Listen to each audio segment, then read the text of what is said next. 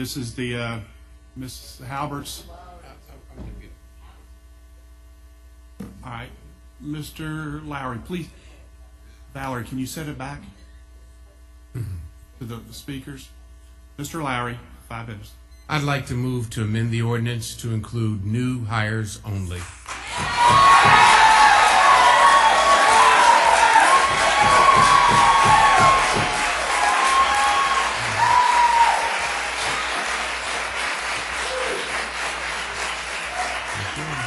Valerie, could you set up a special item? Been moved by Mr. Lowry, seconded by Ms. Fullove. You still have the floor, Ms. Lowry.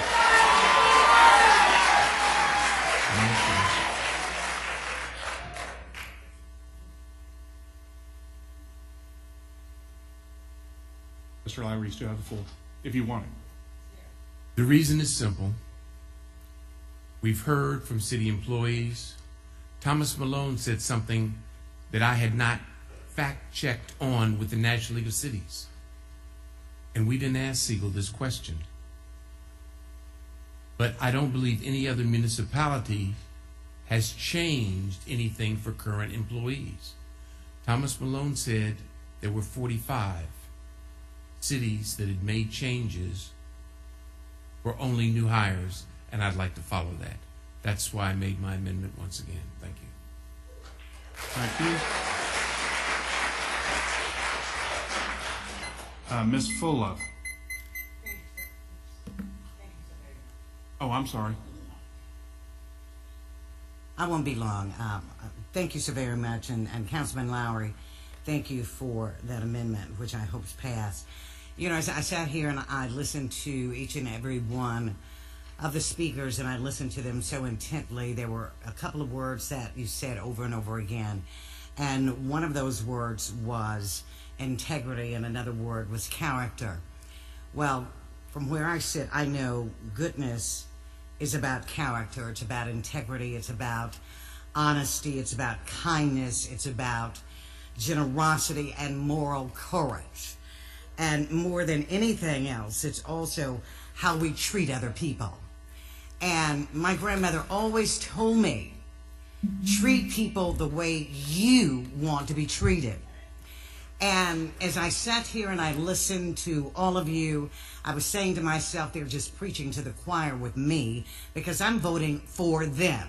I'm voting for the city employees. I'm voting for labor. I'm voting for the taxpayers in this city. I believe a person's word is his or her bond. What else do you have? You have nothing else to give.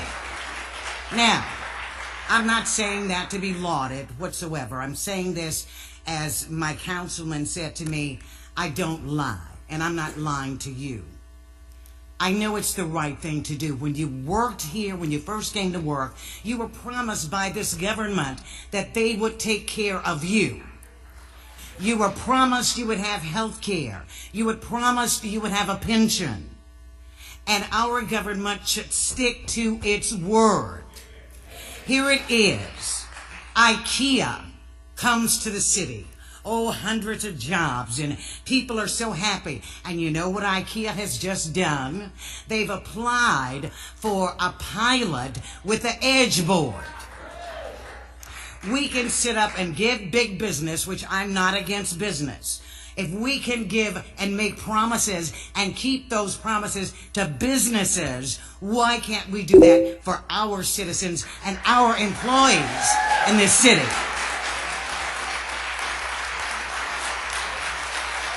Finally, I want to say that each and every one of these council people, I have had angst with some, but I respect each and every one of them, and I know they are doing what they believe is the best thing to do. And I believe that with all of my heart. We have more than 300 police officers that have left this department, and more are going to leave come January. I hear my colleagues all the time talk about public safety, public safety. Well, honey, I understand some firefighters are getting ready to leave too. And so what are we going to do? How much does it cost to train one firefighter or one police officer? And think about, if we don't have our complement, what is going to happen to our city? People are going to start leaving and closing.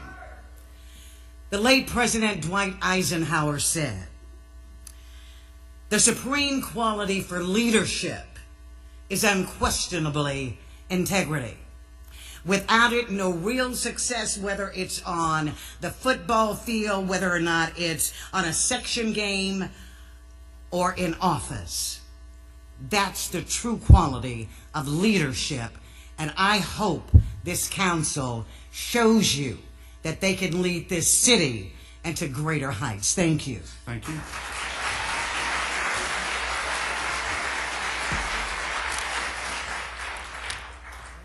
I cannot see who's put in the queue, so if you want to speak, you need to raise your hand. All right. What's on the screen is now a vote on Councilman Lowry's amendment. Council members, please vote on Councilman Lowry's amendment.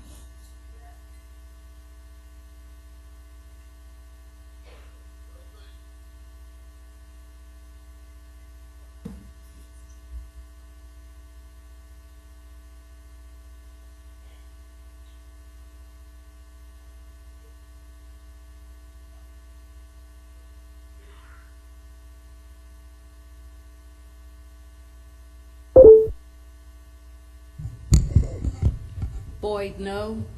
Brown, yes. Collins, yes. Conrad, no. Flynn, no. Ford, abstained. Fully Love, yes. Halbert, no. Harris, yes. Hedgepeth, no. Lowry, yes. Morrison, no. Chairman Strickland, no. That motion fails. We're back on the main motion. Mr. Harris. Thank you. Thank you, Mr. Strickland. And first, I've got to, again, commend this council because, as I said before, I think it's remarkable how far we've come over the course of this debate. It's really been fruitful. I think the unions have given up a whole lot, and now we're all on the same page that we should have reform, that we should move away from the pension, and that it should at least apply to the new employees. The question is where to draw the line on the threshold.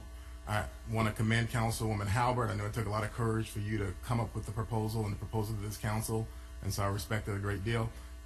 And draw the line at the 7.5-year mark. I would only suggest that maybe we can be a little bit more fair, and maybe we can pick a number that's a little bit more reasonable. And it seems to me that a more reasonable number, and I should say throughout this debate I've always said I support the 401k. The question was about where we draw the line and how it's going to affect current employees. And so I would suggest that a more reasonable place to draw the line is at the 5-year mark. At the 5-year mark, we'd be consistent with the private sector. Private sector, of course, is under ERISA, and every company under ERISA, 5 years is the longest vesting requirement that you can have. In the public sector, as far as I can tell from the research I've done, and I'm happy to hear from other experts, 75% of public employee organizations, like the city of Memphis or the state of Tennessee, draw the line at 5 years. So it's done at 5 years in the private sector, at every private sector company, because it's required by law, and you can't do it short. You can't do it longer than 5 years. It's 5 years at 75% of public employee organizations, and so 7.5 years seems a little unreasonable, a little unfair, and that maybe we should dial it back a bit. If we dialed it back to 5 years, about half of the employees would have an opportunity to vest. About half of the employees that were currently going to get kicked off this program, they'd have an opportunity to vest. So we go from 770 employees kicked off to about close to 1,000 employees kicked off. And so I would propose that as a friendly amendment to Ms. Halbert. All right, then I propose it as something to take to a vote. All right, set up special item 3